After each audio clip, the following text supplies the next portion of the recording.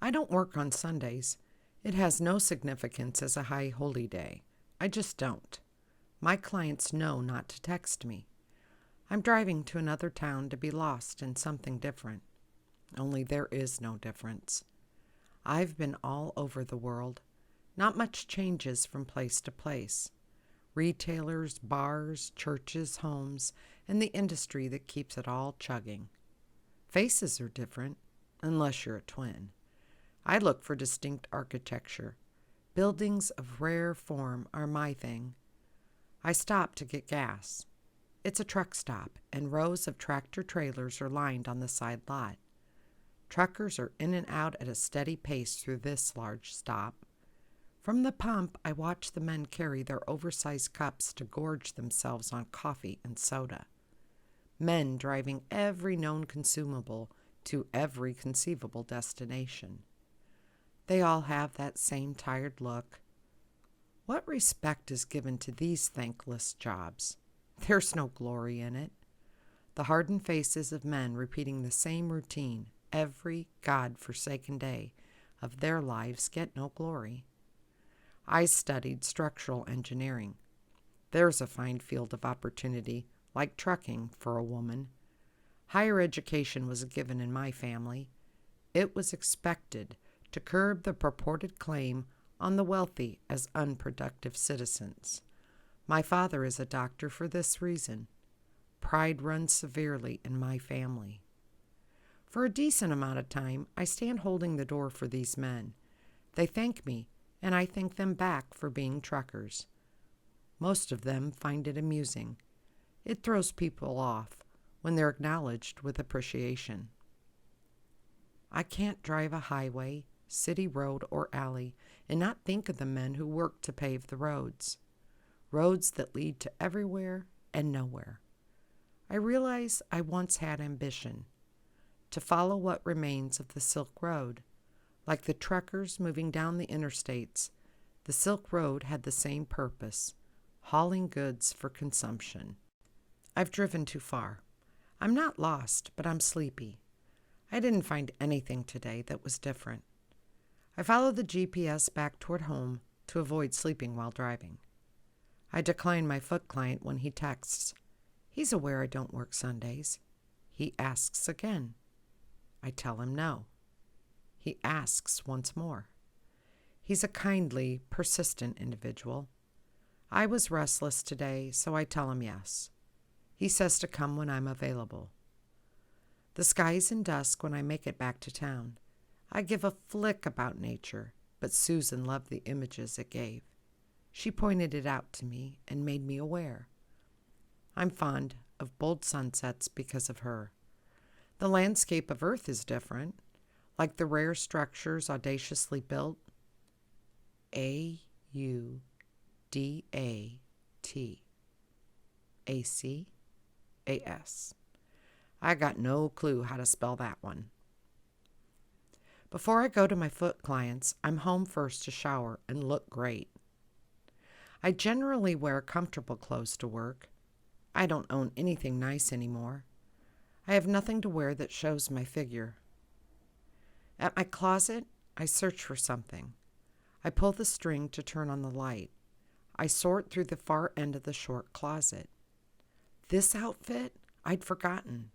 A slim pair of embellished jeans and a sheer flowing blouse made to hug the curves underneath. It's the only outfit from my past I own. It was the one I wore when I left. It's chic and timeless. My closet years ago had only the latest fashions purchased from Paris and Milan. Not bought from a rack, but designed to fit every inch of my body correctly. And the lights in my walk-in closet were on motion sensors. I squeeze into the tighter outfit. I style my hair. I put a ton of makeup on.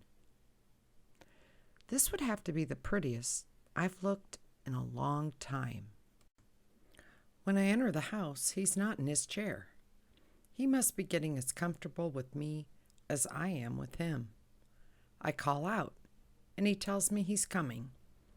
I stand and wait at his chair. As he walks the lengthy hall, he notices me. He steps slower. I look for his mouth. He's dressed in a suit again. His facial hair is that of a lumberjack, his suit like Parisian wealth, and it's this odd combination that is subtly sexy. "Wow," he says, looking me over completely. "Thank you." I spin around once for him. "Did you do this for me?" "Yes, I did." He takes a seat in his chair, but his eyes stay on me. I kneel to take his shoes from his feet.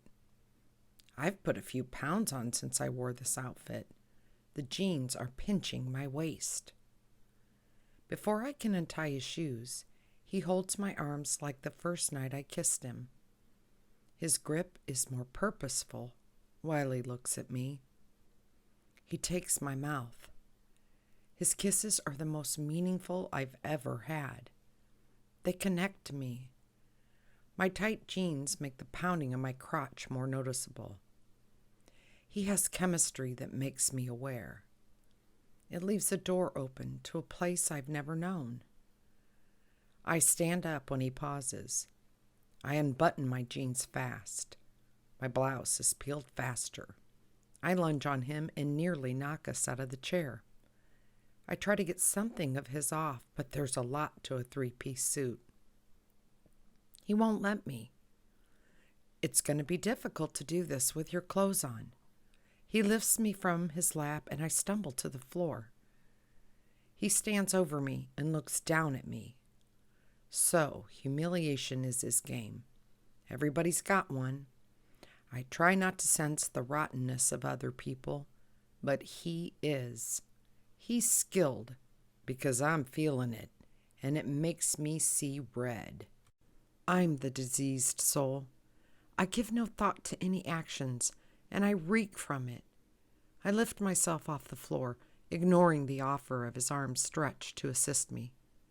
I'm pissed at myself and stare at his lips. "You're an arrogant prick."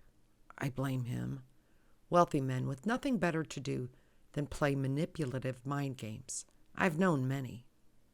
He takes his suit coat off and covers me, then sits back in his chair. I stand like an imbecile, waiting for him to say something. I toss his suit coat in his lap. I grab my expensive blouse and exit the front door, shoving my arms into the sleeves and over my head.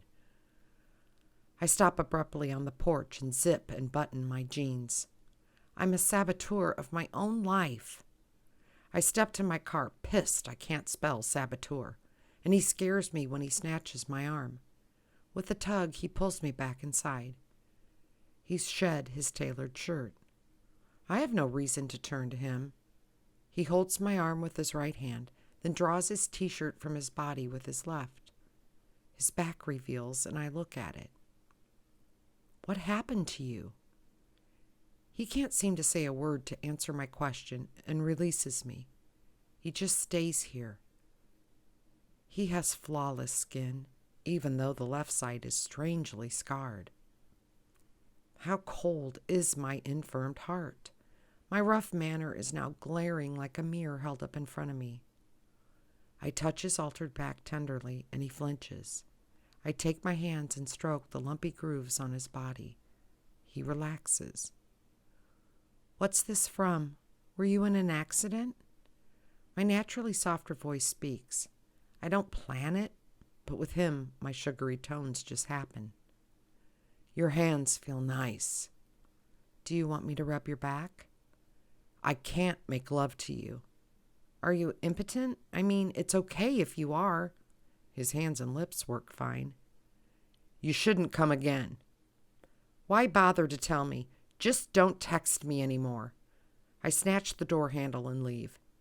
I thought for once he might be the different I didn't know I wanted in a man.